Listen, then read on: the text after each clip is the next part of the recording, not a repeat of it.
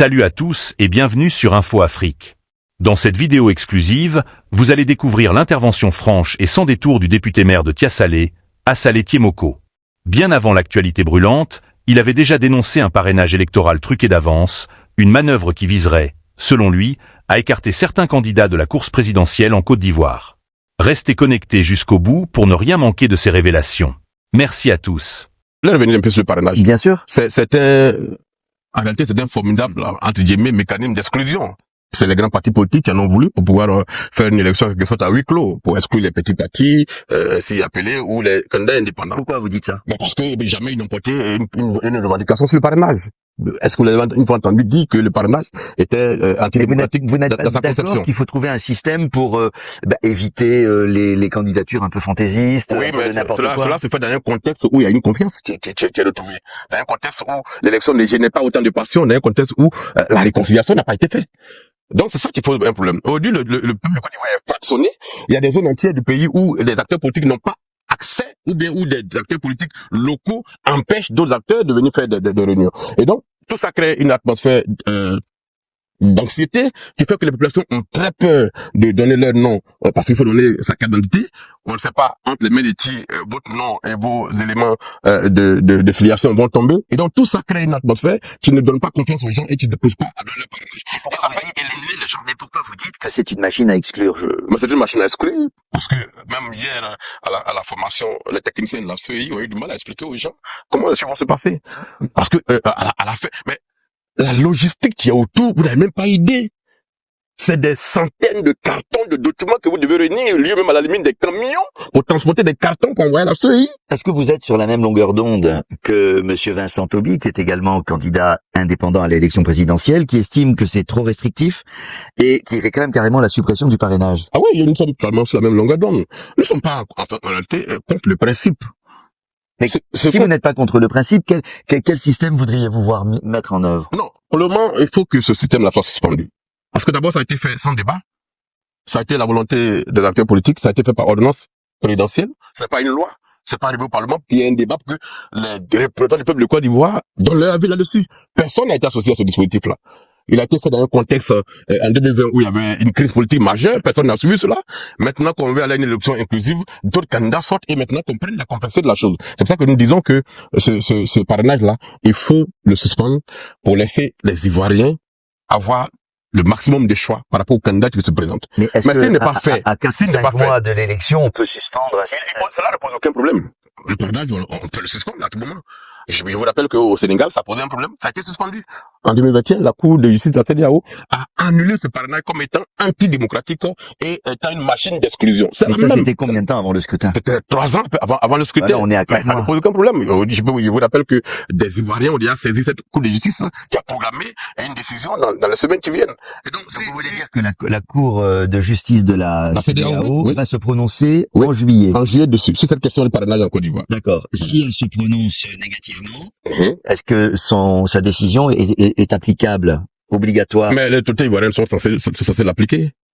La Côte d'Ivoire était un leader de l'espace CEDEAO. Et si elle dit que ce parrainage ne pose pas de problème? Ben, cela confirmerait le fait que c'est un mécanisme politique pour exclure les gens.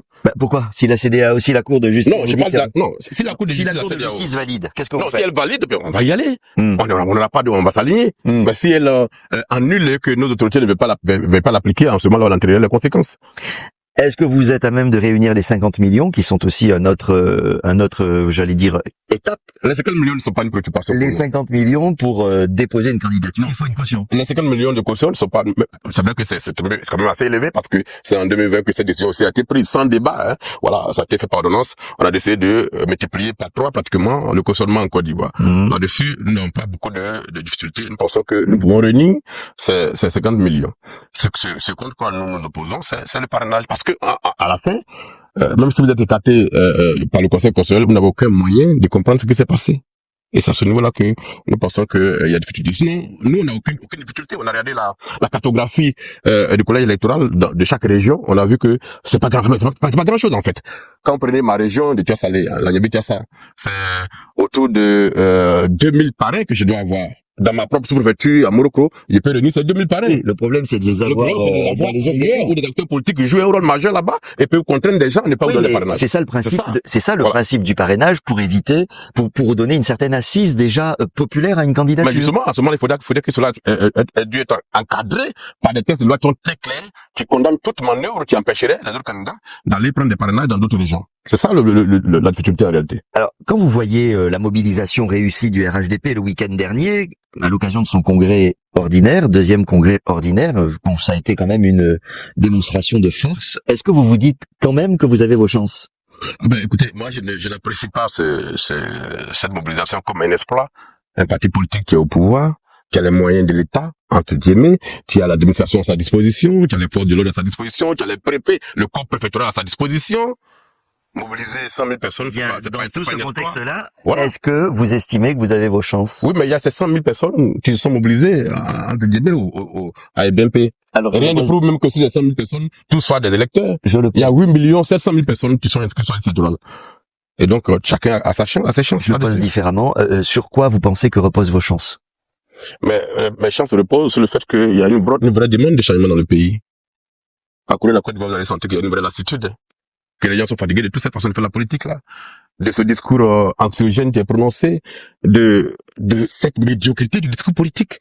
Les gens sont fatigués de cela. Je voudrais vous faire remarquer que depuis 2010, il y a environ 5 millions d'Ivoiriens qui sont retenus aux urnes. C'est les résultats de la dernière municipale et régionale, où il y avait un véritable enjeu, puisque tous les grands partis politiques étaient dans la course.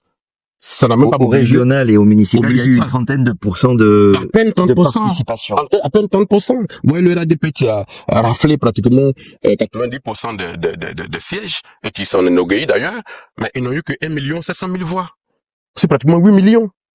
Ça veut dire qu'il y a de la marge. Ça veut dire qu'il y a des Ivoiriens qui demandent une... C'est-à-dire que pour vous, la réserve de voix sur laquelle vous éventuellement comptez, Ouais. ce sont ces abstentionnistes. Ce sont ces gens qui n'ont plus confiance dans le système, qui n'ont plus confiance dans cette classe politique qui a tout des rôles à gouverner et qui a montré de quoi elle est capable. Et donc cette catégorie d'Ivoiriens qui veulent de nouveaux visages, qui veulent un nouveau discours, qui veulent un nouvel engagement, qui veulent du patriotisme, qui veulent qu'on se trouve le problème là, est majoritaire par rapport à ceux qui vont voter. Alors, au passage, en parlant du congrès du RHDP, comment est-ce que vous avez comprise la réponse de Monsieur Ouattara à ses militants concernant sa propre candidature? Je vous ai entendu, je vous ai compris. J'ai besoin d'encore quelques jours pour réfléchir. Est-ce que vous y voyez une posture tactique, un faux suspense? Comment vous interprétez cela?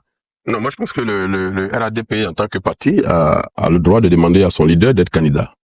Les militants ont le droit de se faire au niveau de leur parti. Mais après c'est le chef de l'État. Il est le premier de tous les Ivoiriens. Et donc c'est à ce niveau-là que moi je me prononce. Et ce chef de l'État là a déjà répondu à cette question de candidature à plusieurs reprises. Il a dit qu'il ne sera pas candidat et que cela même relevait de l'impossible en 2025. Il a dit ça quand? Il a dit il y a à peine il y a 3 ans, dans une interview avec nos confrères de médias internationaux. La vidéo est disponible sur YouTube pour aller la voir. Il a dit, pour 2025, c'est impossible que je sois candidat. Et il a même ajouté, je souhaite qu'en 2025, les Ivoiriens désignent un président plus jeune que moi et mes prédécesseurs à la tête du pays. Cette crise est là. Donc ça veut dire que s'il se présente, il céderait à cette douce pression de ses militants? Voilà, il céderait qu'aux 12 personnes de ses militants. Sinon, en tant que chef de l'État, il a déjà pris position sur la question de ce Au final, vous pensez que, qu'est-ce qui va sortir? Une fumée blanche, une fumée, bon. Je ne peux pas, on ne peut que spéculer là-dessus. On n'a pas d'éléments pour apprécier. Dans quelques semaines, quelques jours, il va parler et on verra la position bien qu'il va prendre.